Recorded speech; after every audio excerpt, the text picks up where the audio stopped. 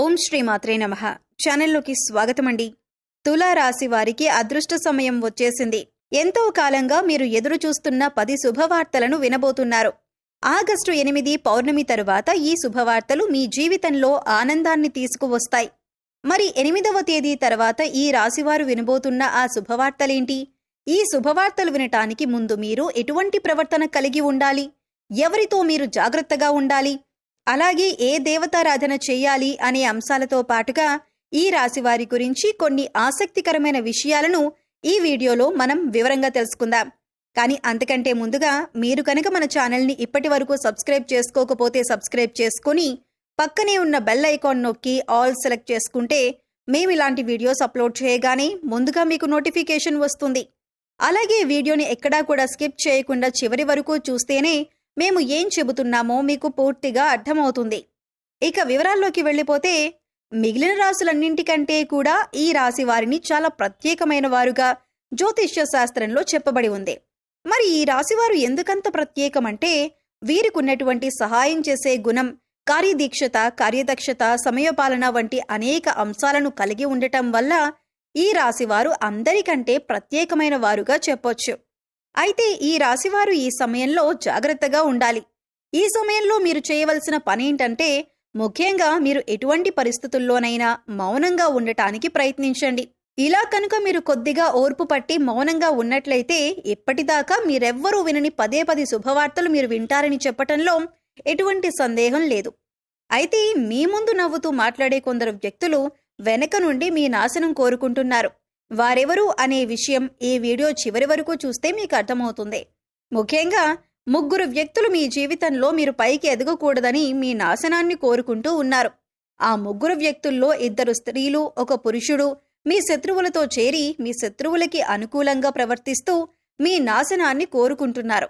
ఈ సమయంలో మీరు అనుకున్న పనులు అనుకున్నట్లు జరగాలి, ధనలాభం కలగాలి, అందరికంటే ముందుండాలి అనుకున్నట్లయితే కనుక మీరు ఏం చేయబోతున్నారు అనే విషయాలను ఇతరులకు అస్సలు చెప్పకండి. మౌనం వహించండి. ఎందుకంటే మీరు జీవితంలో ఎదగటం ఇష్టం లేనివారు ఖచ్చితంగా మీ మాటలు వింటే మీ నాశనాన్ని కోరుకుంటారు. అంతేకాదు ఈ సమయంలో మీరు ఈ కొన్ని జాగ్రత్తలు పాటించినట్లయితే ఖచ్చితంగా మీరు శుభవార్తలు వింటారు. కుటుంబంతో సంతోషంగా ఉంటారు. ఏ ఒక్క దేవుణ్ణి ప్రార్థిస్తే 2 దేవుళ్ల అనుగ్రహం కలుగుతుందో మీకు తెలుసా? అదేనండి, రాముణ్ణి ప్రార్థిస్తే హనుమంతుల వారి అనుగ్రహం కూడా మీకు కలుగుతుంది. ఇక వీరిద్దరి అనుగ్రహం ఉంటే ఈ రాశివారి జీవితం 3 పువ్వులు 6 కాయలుగా మారిపోతుంది. మరి ఆంజనేయ స్వామి వారికి ఇష్టమైన మంగళవారం రోజున మాంసాహారం తినకుండా రాములు వారిని అలాగే హనుమంతుల వారిని ప్రార్థించినట్లయితే మీ మనసులో ఉన్న కోరిక త్వరగా నెరవేరుతుంది. అంతేకాదు ఇలా చేయటం వల్ల రాములు వారి అలాగే హనుమంతుల వారి అనుగ్రహం కూడా మీపై పరిపూర్ణంగా ఉంటుంది అని చెప్పటంలో ఎలాంటి సందేహం లేదు. ఇక అనేక రకాలుగా శని దోషాలతో బాధపడేవారు, అంటే ఏలినాటి శని, అర్ధమ శని, అర్ధాష్టమ శని, ఇలా అనేక రకాలుగా శనితో కలిగే ఎటువంటి దోషాల నుంచి బయటపడాలి అనుకున్నా మంగళవారం నాడు ఆంజనేయ స్వామి వారిని విశేషంగా పూజించాలి. మరి ఇటువంటి పూజ చేసేటప్పుడు మాంసాహారం తినకుండా చేస్తే విశేషమైన ఫలితాన్ని పొందుతారని పండితులు చెబుతున్నారు.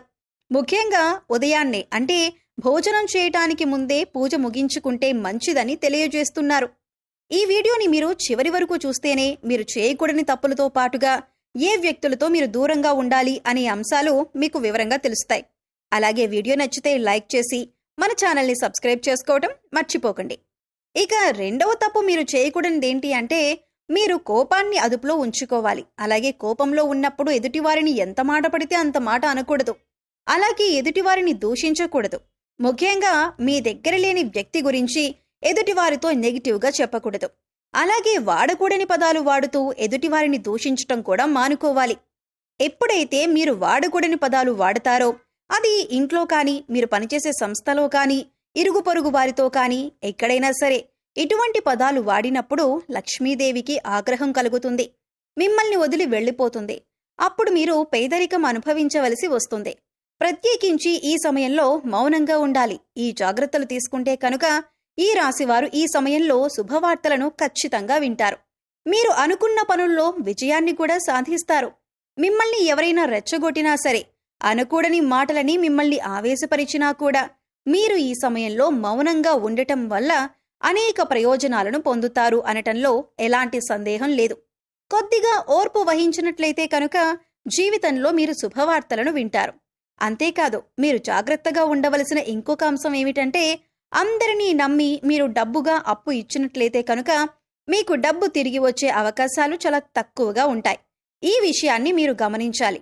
ఎందుకంటే ఎవరిని పడితే వారిని నమ్మి డబ్బిచ్చినట్లయితే మీ అవసరాలకు డబ్బు లేక మీరు చివరికి ఇబ్బంది పడవలసి వస్తుంది. మనకి ఉన్నంతలో దానం చేయటం, హెల్ప్ చేయటం తప్పు కాదు. కాకపోతే మనం చేయలేని సహాయాన్ని కూడా మీ భుజాల మీద వేసుకుని చేయటం వల్ల మీరు చిక్కుల్లో పడే అవకాశం ఉంటుంది. ఈ విషయాన్ని మీరు గమనించాలి. ఇక 6 అనే అక్షరంతో పేరు మొదలయ్యేవారు ఎవరైనా ఉంటే అటువంటి వ్యక్తుల వల్ల మీ జీవితంలో కష్టాలు అధికంగా వస్తాయి. కాబట్టి అటువంటి వ్యక్తులు ఎవరో మీరు పరిశీలించి అభ్యర్థులకు మీరు దూరంగా ఉండటం మంచిది అని సూచించటమైంది. అలాగే కష్టాల్లో ఉన్నవారికి మీకు వీలైనంతగా సహాయం చేయటం వల్ల మీరు అదృష్టాన్ని పొందవచ్చు. అంతేకాదు, ఈ రాశివారు ఎవరినైనా మంచి పొజిషన్కి తీసుకువెళ్ళాలి అనుకుంటే అలా చేసే శక్తి ఈ రాశి వారికి ఉంటుంది. వీరికున్న పలుకుబడిని ఉపయోగించి వీరికి కావలసిన వాళ్లని అందలమెక్కించగలుగుతారు. మీరు ఎవరినీ కూడా గుడ్డిగా నమ్మకూడదు. మీకు ఏదైనా కష్టం వచ్చినా ఎదుటివారితో చెప్పటం కంటే కూడా ఆ దేవుడి వద్ద చెప్పుకోవటం అనేది చాలా మంచిది. అంతేకాదు, ఒక రకంగా దేవుడి దగ్గర చెప్పుకోవటం వల్ల మీ కష్టాలను దేవుడు విని వెంటనే తీరుస్తాడు. ఎందుకంటే ఈ సమయంలో మీకు దైవబలం కూడా అండగా ఉంది. ఇక మీలో ఉండే నెగిటివ్ ఆలోచన కారణంగా, అంటే నేను చేసే పనిలో విజయం సాధిస్తానా లేదా, నేను పనిని కరెక్ట్గా చేస్తున్నానా లేదా అని ఆలోచనతో ఉండటం వల్ల మీరు చేసే పనిలో పొరపాటు జరిగే అవకాశం ఉంటుంది. అందువల్ల ఎటువంటి నెగిటివ్ ఆలోచన లేకుండా దేవుణ్ణి నమ్మి దైవం మీద భారం వేసి మీరు పని చేసినట్లయితే ఖచ్చితంగా మీరు విజయం సాధిస్తారు. అలాగే పని ప్రారంభించే ముందు దేవుణ్ణి తలుచుకోవటం మాత్రం మర్చిపోకండి. పి ఇంకా ఎస్ అనే అక్షరాలతో పేర్లు మొదలయ్యే స్త్రీలతో మీరు చాలా జాగ్రత్తగా ఉండాలి. వారిని నమ్మి అన్ని విషయాలను వారితో చర్చించకూడదు. అంతేకాదు, వారికి ఎంత దూరంగా ఉంటారో మీకు అంత మేలు జరుగుతుంది.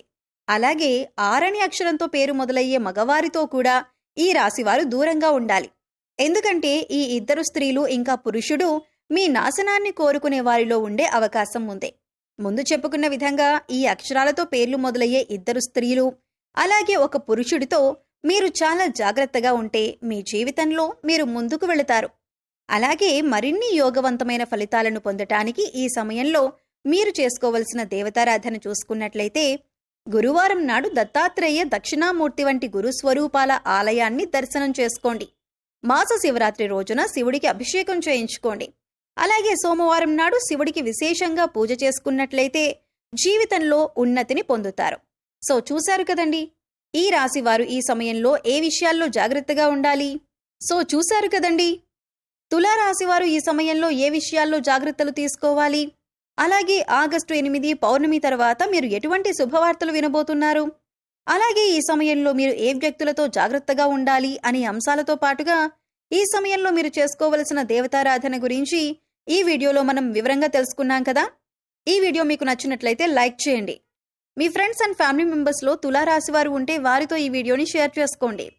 అలాగే ఇప్పటి వరకు మన ఛానల్ని కనుక సబ్స్క్రైబ్ చేసుకోకపోతే సబ్స్క్రైబ్ చేసుకొని పక్కనే ఉన్న బెల్ ఐకాన్ నొక్కి ఆల్ సెలెక్ట్ చేసుకుంటే మేము ఇలాంటి వీడియోస్ అప్లోడ్ చేయగానే ముందుగా మీకు నోటిఫికేషన్ వస్తుంది.